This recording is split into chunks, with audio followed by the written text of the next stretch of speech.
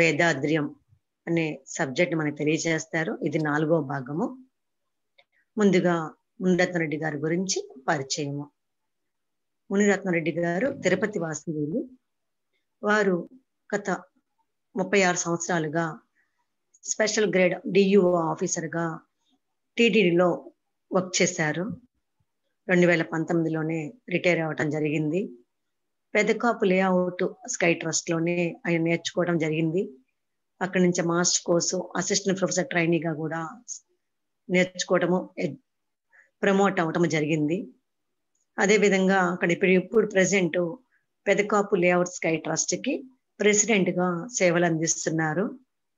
ఆయన అసిస్టెంట్ ప్రొఫెసర్గా ఉంటూ ఎంతో మందికి విద్యను అందిస్తున్నారు. స్కూల్స్లో, కాలేజెస్లో కూడా ఎంతో మంది స్టూడెంట్స్కి ఫౌండేషన్ కోర్సెస్, కాయకల్ప కండక్ట్ చేస్తున్నారు.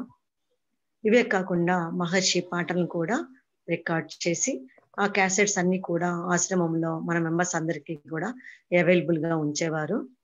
ఈ విధంగా స్కై సిస్టమ్కి వెనలేని సేవలు చేస్తున్నారు.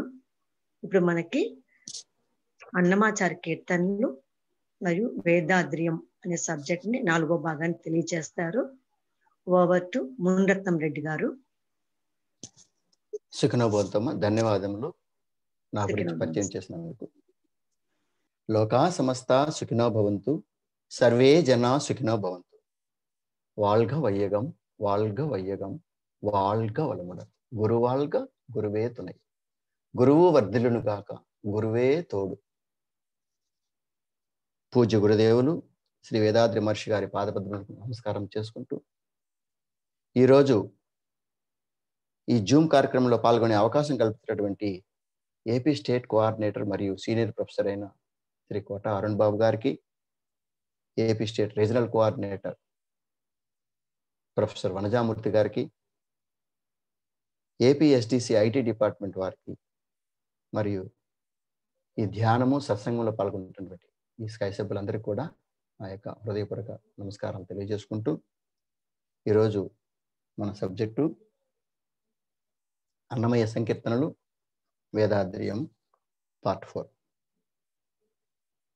అన్నమయ్య సంకీర్తనలోని సారాంశాన్ని వేదాద్ర్యంతో సమన్వయం చేసుకుంటూ గత 3 వారాలుగా ఈ కార్యక్రమం చేస్తున్నాము.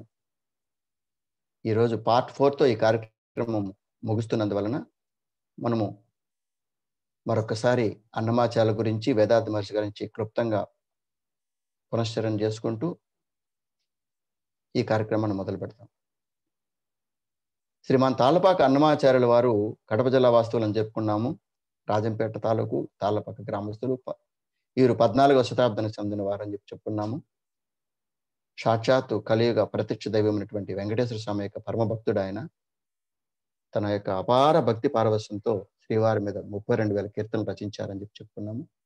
అవి ఆధ్యాత్మిక కీర్తనలు, శృంగార కీర్తనలుగా మనకు అందించున్నారు ఆయన. ఆయన రచనల్లో ఎక్కువగా మానవుడు ఏ విధంగా భక్తి మార్గాన్ని అనుసరించాలని ప్రబోధిస్తూ, సమాజ హితము కొరకు మరియు మానవుని ఆధ్యాత్మిక అభ్యున్నతి కొరకు కూడా దోహదపడేటువంటి కీర్తనలు కూడా ఆయన చేస్తున్నాడు. వారు భక్తి మార్గంలో ఆత్మ సాక్షాత్కారం పొందారని మనం ఇంతవరకు చెప్పుకున్నాము. అన్నమయ్య సాక్షాత్తు హరి అవతారము అని ఆయన కుమారుడు పెద్ద తిరుమలాచార్య రాసిన కీర్తనలో ఆయన చెప్పున్నారు. ఈ విషయాలను కూడా మనం ఇంతవరకు మనం జరిగిన ఫస్ట్ క్లాస్లో జరిగినప్పుడు మనం డిస్కస్ చేసుకున్నాము. అదేవిధంగా వేదాద్రి మహర్షి గారి గురించి మనందరికీ బాగా తెలుసు. ఆయన 19వ శతాబ్దంలో జన్మించారు. ఆయన ఒక కారణ జన్మలో అని చెప్పవచ్చు మనం. ఎందుకంటే తన తల్లిదండ్రులకు ఆయన అష్టమ సంతానంగా జన్మించారు. అష్టమ సంతానం అంటే శ్రీకృష్ణుడు కూడా అష్టమ సంతానం జన్మించారు. ఒక యుగ పురుషుడు ఆయన. ఈ యుగానికి, ఈ ప్రజలకు ఏదో సేవ చేయాలనే ఉద్దేశంతో వారి జన్మ తీసుకున్నట్టు యుగ పురుషులుగా మనకు అవతారం ఇస్తుంటారు. ఆ విధంగా మన స్వామీజీ కూడా వేదాద్రి మహర్షి గారు గొప్ప తత్వజ్ఞాని, యోగి. ఆయన కూడా మొదట్లో ఈ భక్తి మార్గాన్ని అనుసరించి తర్వాత జ్ఞాన మార్గంలోకి వచ్చారు. ఆ జ్ఞాన మార్గంలో సాధనతో ఆయన ఆత్మసాక్షాత్కారం కూడా పొందారు. తర్వాత సమస్త ప్రజానీకానికి జాతి, మతము, ఆడ మగ అనే తేడా లేకుండా అందరికీ కూడా జ్ఞానాన్ని అందించాలనే ఉద్దేశంతో ఆయన సులభతర కూడిన యోగ విద్యను మనందరికి కూడా అందించాడు ఆయన. ఆయన ఒక ఉత్తమ గురువు అని చెప్పాలి మనం. ఉత్తమ గురువుకు ఉండవలసిన లక్షణాలన్నీ కూడా స్వామీజీ పుష్కలంగా ఉన్నాయి. ఆయన పొందినటువంటి జ్ఞానాన్ని ఇతరులకు అందించాలనేసి ఆయన ఎంతో శ్రమపడి ఈ యొక్క సిస్టమ్ డెవలప్ చేసి ఎంతో మంది సీనియర్ ప్రొఫెసర్స్, అసిస్టెంట్ ప్రొఫెసర్స్, మాస్టర్స్ను కూడా తయారు చేశారు. ఇప్పుడు ఈ రోజు వారందరూ కూడా స్వామీజీ ఫిలాసఫీని ప్రపంచంలోని ప్రజలందరికీ అందిస్తూ WCS ద్వారా వారి యొక్క సేవల్ని కొనసాగిస్తున్నారు. అటువంటి గురువు దొరకడం మనకు ఒక గొప్ప అదృష్టం, వరము, మన యొక్క పూర్వజన్మ సుకృతం. అటువంటి గురువు గారి యొక్క పాదపద్మలకు మరొకసారి నమస్కారం చేసుకుంటూ ఈరోజు కార్యక్రమాన్ని కొనసాగిస్తున్నాం. సుఖినో భవంతు. అన్నమాచార్యుల వారు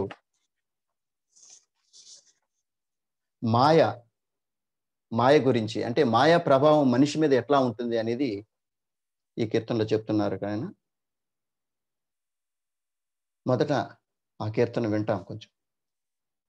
ఎక్కడి మానుష జన్మం బెత్తిన ఫలమేమున్నది, నిక్కము నిన్నే నమ్మితి నీ చిత్తంబికను.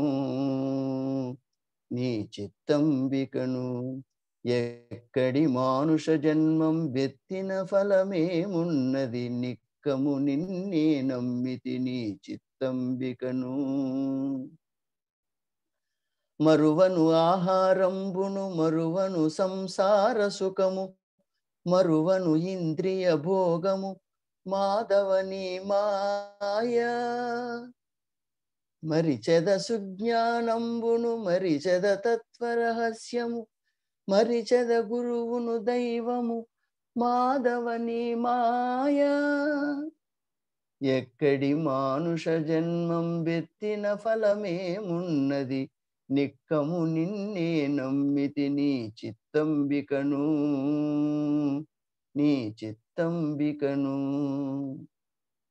ఈ కీర్తనలో ఆయన మనిషికి కావాల్సినటువంటిది అంటే మరువను ఆహారంబును మరువను సంసార సుఖం. అంటే ఆహారం అంటే ఇక్కడ మనం ఈ ప్రాపంచిక విషయాలు తీసుకోవచ్చు, వాటిని ఎప్పుడు మనం మర్చిపోకుండా వాటి మీదనే పడున్నాను.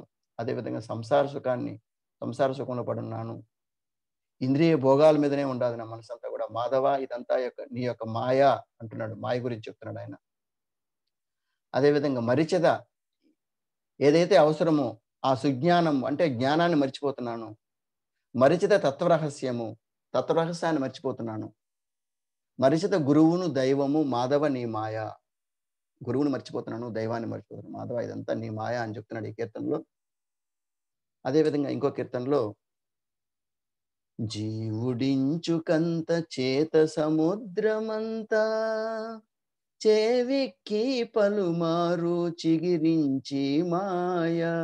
జీవుడించుకంత చేత సముద్రమంతా, చేవిక్కి పలుమారు చిగిరించి మాయ. కోపములైతేను కోటాన కోట్లు, దీపనములైతేను దినకొత్తలు. చాపల బుద్ధులు సమయ నిరాసులు, రాపాడి గడువగరాదువో మాయా. కోరికలైతేను కొండల పొడవులు, తీరని మోహాలు తెందేపలు. ఊరేటి చలమలు ఉడివోని పంటలు, ఈ రీతినే ఎలయించిని మాయా. జీవుడించుకంత చేత సముద్రమంతా, చేవెక్కి పలుమారు చిగిరించి మాయ. జీవుడించుకంత చేత సముద్రమంతా. ఈ కీర్తనలో అన్నమయ్య జీవుడు ఇంచుకంత, ఒక ఇంచే. జీవుడు చాలా చిన్నవాడు, కానీ వాడు చేసే చేతలు ఉన్నాయి కదా, అవి సముద్రం అంతా విశాలంగా ఉంటాయి. అంటే జీవుడు ఇంచుకున్నాడు, చేతలు మాత్రం ఎక్కువగా ఉన్నాయని చెప్తూ ఈ యొక్క మాయ బలంతో మళ్ళీ మళ్ళీ చిగురిస్తా ఉంది. పలుమారు చిగురించి మాయ. చేవెక్కి అంటే బలపడి ఈ మాయ మళ్ళీ మళ్ళీ చిగురిస్తూ వస్తా ఉంది. ఏ విధంగా అని చెప్తారండి. కోపములైతే కోటాను కోట్లుగా వస్తున్నాయి. దీపనములంటే భావోద్రేకాలు, దినకొత్తలు, రోజుకొక భావోద్రేకాలు కొత్త కొత్తగా వస్తున్నాయి నాకు. చాపల బుద్ధులు, చపలమైనటువంటి బుద్ధి, సమయని రాసులు అంటే నశించని రాసుల్లాగా పెరిగిపోయినాయి నా లోపల. రాపాడి గడువగరాదు ఓ మాయ అంటే ఇవి నన్ను ఇబ్బంది పెడుతున్నాయి ఈ మాయ చేత. ఇంకొక చరణంలో కోరికలైతేను కొండల పొడవులు, కోరికలు సుదీర్ఘంగా ఉన్నాయి అంటే దానికి ఎండ్ లేదనమాట. తీరని మోహాలు తెందేపలు, కోకొలలు మోహాలంతా కూడా. ఊరేటి చలములు ఉడివోని పంటలు అంటే చలమంలో ఏ విధంగా నీరు ప్రవహిస్తూ ఉంటుందో, పుట్టుకొని వస్తూ ఉంటుందో ఆ విధంగా పంటలు కూడా, అప్పుడు పంటలు కూడా బాగా పండుతాయి. ఆ విధంగా నీరు చలములను చూస్తూ ఉంటుంది, పంటలు పండుతూ ఉంటుంది. ఆ విధంగానే నా లోపల కూడా కోరికలు కావచ్చు, కొండలుగా వస్తున్నాయి, మోహాలు తెంపలు పెరుగుతున్నాయి. కాబట్టి ఈ రీతినే ఎలవించి నీ మాయ అంటే ఈ విధంగా ఈ మాయ అనేది నన్ను ఆడిస్తా ఉంది అనేసి ఈ కీర్తనలో చెప్తున్నారు. మాయ గురించి ఇంకా చాలా కీర్తనలు ఆయన పాడున్నారు. మనకు సమయాభావంలో 2 కీర్తనలు తీసుకున్నాము. ఇప్పుడు మనం వేదాద్రితో సమన్వయం చేసుకున్నప్పుడు మాయ గురించి మొట్టమొదటి మనకు స్వామీజీ ఫిలాసఫీలో ఇంట్రాస్పెక్షన్లో నేను ఎవరు అంటే మొదట మన గురించి మనం తెలుసుకోవాలి అనేసి నేను ఎవరు అని పెట్టారు, సబ్జెక్ట్ పెట్టారు స్వామీజీ. నేను శరీరమా, ప్రాణమా, మనసా, జ్ఞానమా అంటే ఎప్పుడైతే నా శరీరము, నా ప్రాణము, నా మనసు, నేను ఒక గొప్ప జ్ఞానిని అనుకుని ఎప్పుడైతే అనుకుంటాడో అదే ఒక పెద్ద మాయ అనమాట మనిషికి. నిజానికి ఈ శరీరాన్ని నేను కాదు, ఎందుకంటే ఇది నశిస్తుంది అనేసి. అదే మాదిరిగా ప్రాణాన్ని నేను కాదు, ఈ తల్లిదండ్రుల నుంచి వచ్చింది, దాని తర్వాత మనం తినే ఆహారం బట్టి మన ఈ ప్రాణం వృద్ధి చెందుతూ ఉంటుంది. అదేవిధంగా మనస్సు కాదు, ఎందుకంటే ఇది ప్రాణశక్తి అలలేనటువంటి జీవకాంతంతో వచ్చింది ఇది. కానీ నా లోపల పనిచేస్తున్న అనుభూతిగా పనిచేస్తున్నాం కదా, ఎరుకతో పనిచేస్తున్నాం కదా, అది జ్ఞానము. అంటే ఈ దృశ్యమాన రూపకాలన్నింటికీ కూడా నామవాచకంగా జ్ఞానం పనిచేస్తూ ఉంది. కాబట్టి ఎరుకే దైవము, దైవమే నేను అని మనకు సబ్జెక్ట్ చెప్పున్నారు. ఎప్పుడైతే మనిషి ఈ సత్యాన్ని తెలుసుకుంటాడో అప్పుడు దాని ప్రవర్తన డిఫరెంట్గా ఉంటుంది అనమాట. ఎందుకంటే ఈ నాది నేను అనేది లేకుండా పోయి అన్నిటా భగవంతుని చూడగలిగే శక్తి వస్తుంది అక్కడ. అదేవిధంగా మనిషి భగవద్స్థితిని తెలుసుకోకపోవడానికి 3 కారణాలు చెప్పాడు స్వామీజీ మనకు. ఆ 3 మలాలు అంటే అహంకారము, ముద్రలు, మాయ. దీంట్లో మాయ అనేది 3వది. మాయ అంటే అజ్ఞానము. మనిషి తనలో అజ్ఞానం వల్ల పంచేంద్రియాలతో ఏదైతే గ్రహిస్తున్నాడో అదే ప్రపంచము, ఆ సుఖము, సంతోషము ఏదైతే ఉన్నాయో అవే ఆ అనుభూతులే శాశ్వతమని భావిస్తూ ఉంటాడు. కాబట్టి మనిషి ఎప్పుడైతే జ్ఞానం వైపు పయనించి ఆ భగవద్స్థితిని తెలుసుకున్నటకు ప్రయత్నిస్తాడో అప్పుడే అంత గొప్ప ఉన్నతమైనటువంటి భావాలు ఏర్పడతాయి ఆయనకి. ఆ జ్ఞానం వైపు పయనించడానికి ఈ మాయ అనేది ప్రతిబంధకంగా మారుతూ ఉంటుంది మనిషికి. మాయ ఎప్పుడైతే వాడిని ఆవరిస్తుందో అప్పుడు అరిషడ్ వర్గాల ప్రభావంతో అతను పాపకర్మలు మళ్ళీ చేస్తూ జన్మలు తీసుకుంటూ ఉంటాడు. కాబట్టి మనిషి తన జ్ఞానాన్ని విస్తరించుకొని ఆ మాయని దాటి పంచ జ్ఞానేంద్రియాలని దాటి అంటే అదుపులో ఉంచుకొని ఆ భగవద్స్థితిని చేరగలని మనకు వేదాంతులు చెప్తున్నారు. అదేవిధంగా దానికి మనకు బ్రహ్మజ్ఞానం ద్వారా భగవద్స్థితిని మనందరికీ తెలియజేసి ఏది మాయ, ఏది సత్యము, ఎట్లా ఉండాలి, ఎట్లా నడుచుకోవాలి, ఏ విధంగా భగవంతు అనుభూతిని పొందగలుగుతాము అనే సాధనా మార్గాన్ని మనకు స్వామీజీ ఫిలాసఫీ అందించినారు. సుఖినో భవంతు. ఇప్పుడు ఇంకొక కీర్తన తీసుకుంటాము.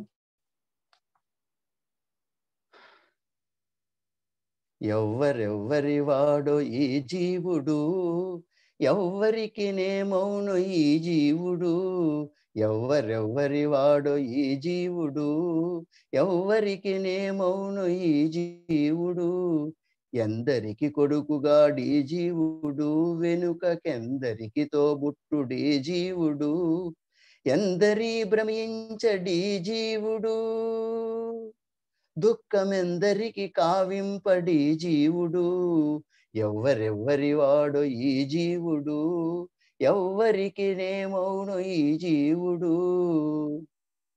ఎక్కడెక్కడ తిరుగడీ జీవుడు, వెనుకకెక్కడో తన జన్మమీ జీవుడు, ఎక్కడి చుట్టము ఈ జీవుడు, ఎప్పుడెక్కడికి ఏగునో ఈ జీవుడు, ఎవ్వరెవ్వరి వాడు ఈ జీవుడు, ఎవ్వరికి ఏమవును ఈ జీవుడు. ఈ కీర్తనలో ఈ జీవుని గురించి చెప్తున్నాడు. అంటే ఈ జీవుడు ఎందరికి కొడుకుగా పుడతాడు, ఎందరికి తోబుట్టువుగా ఉంటాడు, ఎందరిని భ్రమింప చేస్తుంటాడు, ఎందరికి దుఃఖాన్ని కలిగిస్తుంటాడు ఈ జీవుడు. అదేవిధంగా ఎక్కడెక్కడ తిరుగుడు ఈ జీవుడు, ఎక్కడెక్కడ తిరుగుతూ ఉంటాడు ఈ జీవుడు, వెనుక ఎన్ని జన్మలు తీసుకున్నాడో ఈ జీవుడు, ఎక్కడి చుట్టము, ఎందరికి చుట్టాలుగా ఉన్నాడు ఈ జీవుడు, ఎప్పుడు ఎక్కడికి ఏగునో ఈ జీవుడు ఎక్కడికి వెళ్తాడో అనేసి ఈ జీవుని గురించి చెప్తా వచ్చారు ఈయన ఈ కీర్తనలో. వేదాద్రితో మనం ఫిలాసఫీలో సమానం చేసుకోవాలంటే ఈ subject life before birth and after death అనే సబ్జెక్ట్కి సమానం చేసుకోవచ్చు. మనిషి మరణంతో ఆయన యొక్క శరీరము నశిస్తుంది, కానీ దాని జీవదాత కేంద్రంలోని గుణములు నశించవని చెప్పుకున్నాము. అంటే ఆత్మకు చావు లేదు. జీవదాత కేంద్రంలోని నిల్వ ఉన్నటువంటి అనుభవించాల్సిన కర్మలు కావచ్చు, తీరని కోరికలు కావచ్చు, ఏవైనా ఉన్నట్లయితే ఆ ఆత్మ తిరిగి తిరిగి వేరే తగిన శరీరాన్ని తీసుకొని జన్మలు తీసుకుంటూ ఉంటుంది. అది రక్త సంబంధికులైన కావచ్చు, బంధువులు కావచ్చు, మిత్రులు కావచ్చు, ఇతరులు ఎవరైనా కావచ్చు. జీవధాతు కేంద్రం పూర్తిగా ప్రక్షాళన అయ్యేంత వరకు ఆత్మ తిరిగి జన్మలు తీసుకుంటూనే ఉంటుందని చెప్పారు. జీవధాతు కేంద్రం ప్రక్షాళనకు మనకు అనేకమైనటువంటి సాధన మార్గాలను స్వామీజీ మనకు అందించున్నారు. కర్మయోగాన్ని పాటిస్తూ మంచి ప్రవర్తన తెచ్చుకుంటూ ధ్యానం చేస్తూ నిత్యము మన లోపల ఉన్నటువంటి కర్మలన్నింటినీ ప్రాయశ్చిత్తం చేసుకొని కరిగించి వేసుకుంటూ ఎప్పుడైతే మనం శ్రద్ధతో సాధనతో ఆ భగవత్ స్థితిని గురించి మనం తపన పడతామో అప్పుడు ఆ భగవత్ స్థితిని మనం చేరుకోగలమనేసి మన వేదాంతంలో చెప్పారు. తర్వాత ఇంకొక కీర్తనలో మంచి కర్మయోగికై ఉండాల్సిన లక్షణాల గురించి అన్నమయ్య ఈ కీర్తనలో చెప్తున్నారండి. ఒకసారి ఈ కీర్తన వింటాము. ఏ కులజుడైననేమి ఎవ్వడైననేమి, ఏ కులజుడైననేమి ఎవ్వడైననేమి, ఆకడనాతడే హరినెరిగినవాడు, ఏ కులజుడైననేమి ఎవ్వడైననేమి, పరగిన సత్య సంపన్నుడైన వాడే పరనిందసేయ తత్పరుడు కానివాడు, అరుదైన భూత దయానిధియగువాడే పరులు తానేయని భావించువాడు, ఏ కులజుడైననేమి ఎవరైననేమి, జగతిపై హితముగా చరించువాడే పగలేక మతిలోన బ్రతికిన వాడు, తెగి సకలమునాత్మ తెలిసిన వాడే తగిలి వెంకటేశు దాసుడైన వాడు, ఏ కొలజుడైననేమి ఎవడైననేమి. ఈ కీర్తనలో ఏ కొలజుడైతేనే ఎవరైతే ఏముంది ఆ హరిని ఎరుగుండాలి ఎంతవరకు అతడే గొప్పవాడు, హరిని ఎరిగిన వాడే గొప్పవాడు అని చెప్తూ పరగిన సత్య సంపన్నుడు అంటే సత్యాన్నే మాట్లాడేవాడు, దాన్నే సంపద కలిగిన వాడు, పరనింద సేయ తత్పరుడు కానివాడు అంటే పరులకు నింద చేయకుండా పరుల్ని దూషించిన వాడు, అరుదైన భూత దయ కలిగిన వాడు, పరులు తానే అని భావించేవాడు, అదే మరి ఈ జగతిపై హితముగా అంటే మంచిని చేస్తూ మంచిగా ప్రవర్తించుకునేవాడు, మతి లోపల పగ లేకుండా ఉండేవాడు, తన లోపల పగ అనేది లేకుండా ఉండేవాడు, తెగి సకలము నా ఆత్మ తెలిసిన వాడే ఈ ఆత్మ గురించి సకలంగా తెలుసుకున్నవాడు, అటువంటి వాడు వెంకటేశ్వరుకు దాసుడైనని చెప్తున్నాడు. దాసుడైన వాడు అంటే ఒక మంచి కర్మయోగ లక్షణాలతో మనం ఆ గుణాలతో మనం వేదాద్రంలో దీన్ని తీసుకోవచ్చు. స్వామీజీ మనకు ఫిలాసఫీలో మంచి కర్మయోగం ఉండాల్సిన లక్షణాలు మనకు 10 కర్మయోగ సూత్రాలను కూడా పాటించమని చెప్పున్నారు. ఇవి పాటిస్తే మనం ఎప్పుడు అంటే నెగటివ్ థింకింగ్ లేకుండా పాజిటివ్ థింకింగ్ ఉండి మంచి ఆలోచనతో మంచి సత్సంగం చేస్తూ కర్మలన్నీ కూడా శుద్ధి అవుతుందని చెప్పారు. మంచి కర్మయోగం ఉండాల్సిన లక్షణాలతో దీన్ని మనం పోల్చుకోవచ్చు. తల్లి తండ్రి అంటే వేదాద్రి యొక్క 10 యోగ సూత్రాల్లో కర్మయోగ సూత్రాల్లో తల్లి, తండ్రి, గురువు, దైవము, ప్రభుత్వాన్ని గౌరవించటము, అహంకారాన్ని వదిలి ఎరుకతో జీవించటము, ప్రకృతి నియమాలను పాటించటము, పరిమితి పద్ధతుల్ని 5 విషయాల్లో మనం పాటించటము, చిత్తశుద్ధితో భగవంతుని కొలవడము, 5 విధులను పాటించటము, కష్టాల్లో ఉన్నవారిని ఆదుకోవటము, స్త్రీని గౌరవించటము, కర్మయోగాన్ని పాటిస్తూ అవసరార్థికి మన ఆదాయంలో కొంత పంచటము, అదే మనకు ధ్యానం చేసి అంచెలంచెలుగా సత్యము, జ్ఞానాన్ని పొంది భగవద్గీతను చేరుకోవటం. ఇవి మంచి కర్మయోగం ఉండవలసిన లక్షణాలు. ఈ లక్షణాలన్నీ పుణికిపుచ్చుకొని మన సాధనతో మనం సాధించినామంటే మనం కూడా మంచి కర్మయోగి అవుతాం అనేసి మీకు అందరికి తెలియజేస్తూ ఇంకొక కీర్తన చివరిగా, ఈ కీర్తనలో శరణాగతి తత్వంలో స్వామీజీ మన అన్నమయ్య గారు ఈ పాటను రచించున్నారు. నిమిషమెడతెగక హరి నిన్ను తలచి మమత నీ మీదనే మరపి బతుకుటగాక. నిమిషమెడతెగక హరి నిన్ను తలచి మమత నీ మీదనే మరపి బతుకుటగాక. నిదురచే కొన్నాళ్ళు నేరముల కొన్నాళ్ళు, ముదిమిచే కొన్నాళ్ళు మోసపోయి, కదిసి కోరినను గతకాలంబు వచ్చునే, మది మదినే ఉండి ఏ మరక బతుకుటగాక. నిమిషమెడతెగక హరి నిన్ను తలచి ధనము వెంట తగిలి ధాన్యంబునకు తగిలి తన వారి తగిలి కాతరుడైనను కనుగలిగి శ్రీ వెంకటానాథ కాతువే కొనసాగి నిన్ను నే కొలచి బతుకుటగాక. నిమిషమెడతెగక హరి నిన్ను తలచి అంటే ఒక్క నిమిషం కూడా ఎమరకుండా ఎప్పుడూ నిన్నే తలసాలి, అదే బ్రతుకంటే అనే అన్నమయ్య చెప్తూ, కానీ నేను నిదురిచే కొన్నాళ్ళు, నేరములు చేసి కొన్నాళ్ళు, ముదిమిచే అంటే ముసలితనంతో కొన్నాళ్ళు మోసపోయినాను, కాలమంతా అయిపోయింది. కదిసి కోరినను గతకాలంపు వచ్చినను.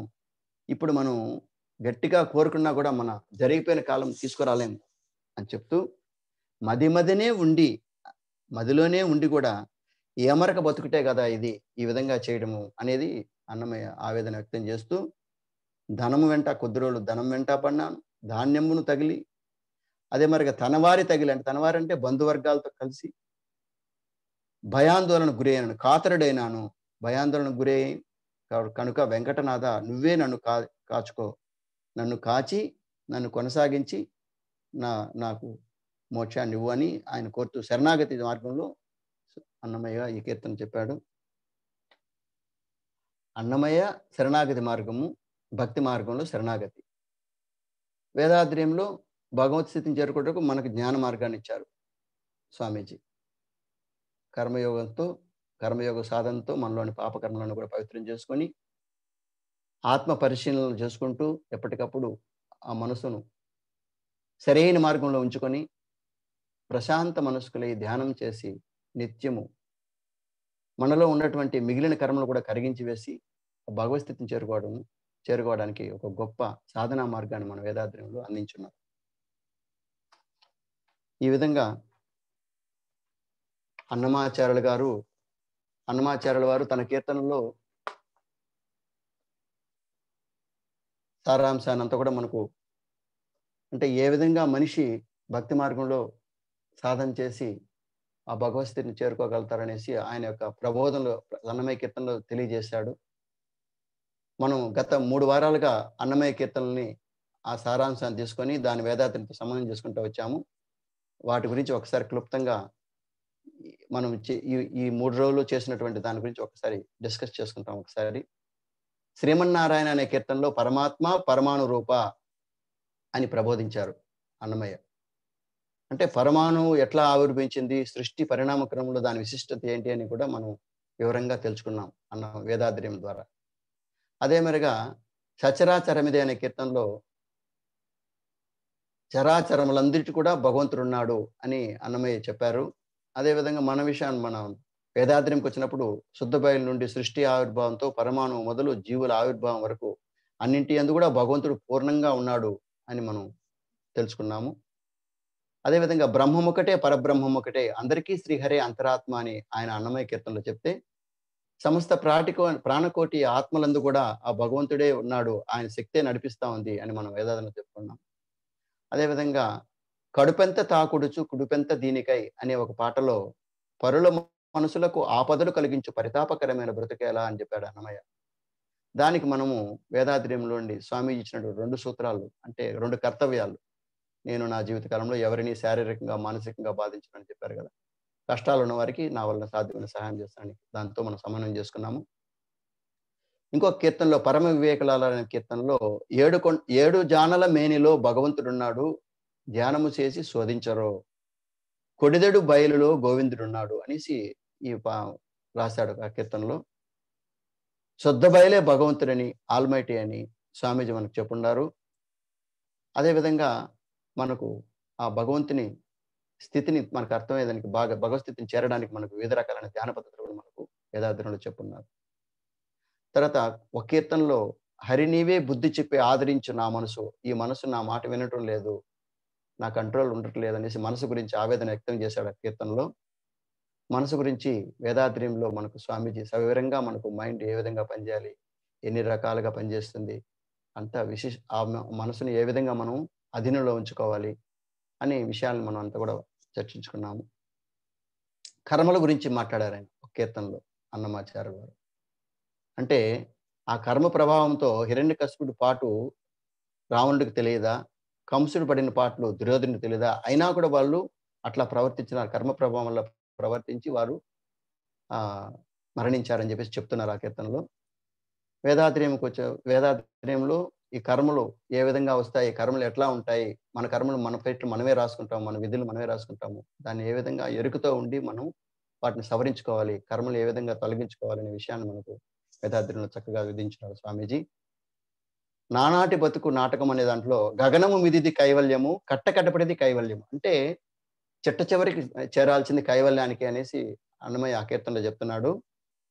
మన వేదాద్రి ఫిలాసఫీలో మానవుని జీవన లక్ష్యం వచ్చింది ఆ భగవస్థితికి చేరుకోవటమే, అప్పుడే మానవ జన్మ సంపూర్ణమవుతనేసి మన స్వామీజీ మనకు చెప్పున్నారు. దీన్ని కోరికలు పాప పుణ్యాలు ఏ విధంగా నన్ను బందీ చేస్తున్నాయనేసి అన్నమయ్య ఆవేదన వ్యక్తం చేస్తాడు స్వామి వెంకటేశ్వర స్వామితో. కోరికలను ఎట్లా నీతివంతం చేసుకోవాలి, ఏ విధంగా కోరికలను సవరించుకోవాలి అనే విషయాన్ని మనకు వేదాద్ర్యంలో అది తర్వాత అదే మరిగా చెప్పున్నారు. అదే మరిగా పాప ముద్రలు కూడా ఏ విధంగా ప్రక్షాళన చేసుకోవాలి అని కూడా మనకు వివరంగా తెలుసుకున్నాము. తర్వాత పంచేంద్రియాలతో మనిషి ఏ విధంగా బందీ అవుతున్నాడో వివరించాడు ఒక కీర్తనలో అన్నమయ్య గారు. పంచేంద్రియాల తపస్సు ద్వారా వాటిని మన ఆధీనంలో ఉంచుకోవచ్చును. పంచేంద్రియ తపస్సు చేస్తే పంచేంద్రియాలు మన ఆధీనంలో ఉంటాయి. పంచేంద్రియాలు బందీ కాకుండా మనసుని ఎట్లా ఆధీనంలో ఉంచుకోవాలో కూడా మనకు సవివరంగా తెలుసుకున్నాము. పంచమహాపాతకాల యొక్క బ్రహ్మ పాపప ధర్మ అని ఒక కీర్తనలో చెప్పారు. ఆ పంచమహాపాతకాలు మనం దరిచేరకుండా ఉండాలంటే అరిషడ్వర్గాలను ఏ విధంగా మనం అదుపులో అరిషడ్వర్గాలను ఎట్లా నీతివంతం చేసుకోవాలి, ఎట్లా అదుపులో ఉంచుకోవాలి అనే విషయాలను కూడా మనం దీన్ని తీసుకున్నాము. మాయ గురించి సవివరంగా చెప్పారు ఆయన. ఆ మాయ వల్ల ఏ విధంగా మాయ నన్ను అజ్ఞానంలో ముంచివేస్తా ఉంది అనేసి అన్నమయ్య ఆవేదన వ్యక్తం చేశాడు.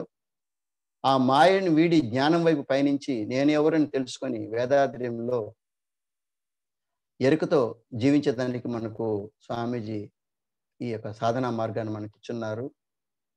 కర్మయోగ లక్షణాలు, మంచి కర్మయోగ లక్షణాలు ఏ విధంగా ఉండాలని చెప్పారు కీర్తనలో. మనకు స్వామీజీ 10 కర్మయోగ సూత్రాలు అందించారు. శరణాగత తత్వంలో భక్తి మార్గాన్ని ప్రబోధిస్తున్నారు ఆయన.